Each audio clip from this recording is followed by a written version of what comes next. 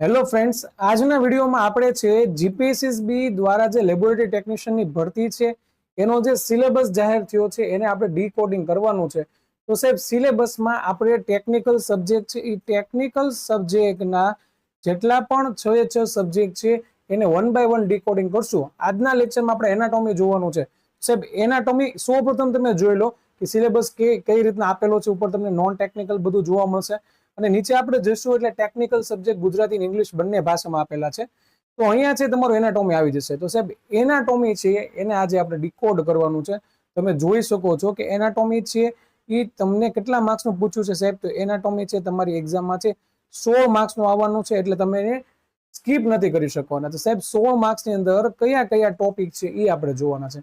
તો આને આપણે 4 ભાગમાં વહેંચી દઈશું. એમ તો ઘણો બધો લાંબો સિલેબસ છે. હું તમને સ્ક્રોલ કરીને બતાવી દઉં કે સિલેબસ કેટલો લાંબો છે એટલે તમને ખ્યાલ આવી જશે.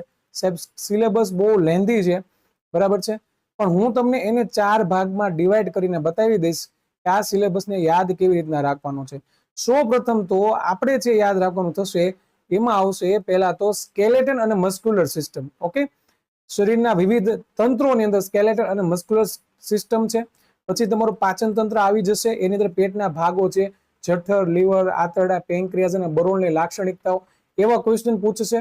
પછી રુધિરાભિસરણ તંત્ર છે એ આવશે. એની અંદર છે શું પૂછે સાહેબ, તો હૃદયની બાહ્ય રચના કેવી છે, અંદર કેટલા ચેમ્બર્સ આવેલા છે, પલ્મોનરી અને સિસ્ટેમિક જે પરિભ્રમણ થાય છે એ કેવી રીતના થાય છે, ધમનીઓ શિરાઓ કેવી રીતના કામ કરે છે, એના ક્વેશ્ચન તમારી એક્ઝામમાં આવશે.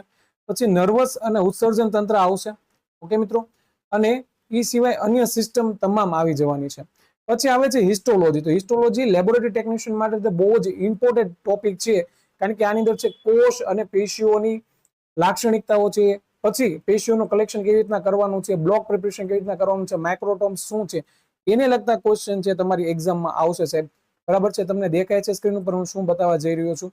એ સિવાયના જે ટોપિક છે એની અંદર છે lab management and dead body preservation. તો બાકીના તમામ ટોપિક છે ને લેબ મેનેજમેન્ટના છે સાહેબ. લેબ મેનેજમેન્ટમાં શું શું આવશે, તો એની અંદર છે એમ્બાલ્મિંગ આવી જશે, એટલે કે મૃતદેહને કેવી રીતના સાચવવાનો છે, મમીફિકેશન કેવી રીતના કરવામાં આવે છે, મેસેરેશન કેવી રીતના કરવામાં આવે છે, બરાબર છે. અને પછી આવે છે તમારું છેલ્લે આવશે તમારું એક્સરે ટેકનિશિયન. ઓકે, એટલે એક્સરે ને લગતા ક્વેશ્ચન આવવાના છે.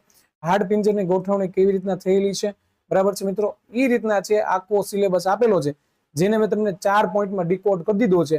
તો બધા જ સિલેબસના ટોપિક જ્યારે હું 1 બાય 1 કરાવી દઈશ ત્યારે એક પીડીએફ ની અંદર બધા ટોપિકને ડીકોડ કરીને આપણી ટેલિગ્રામ ચેનલમાં મૂકી દેવાનો છું. કે જે લોકો હજી મને ફોલો નથી કરતા એ ફટાફટ મને ફોલો કરી લ્યો અને મારી ટેલિગ્રામ ચેનલ અને યુટ્યુબ ચેનલ સબસ્ક્રાઇબ કરી દો.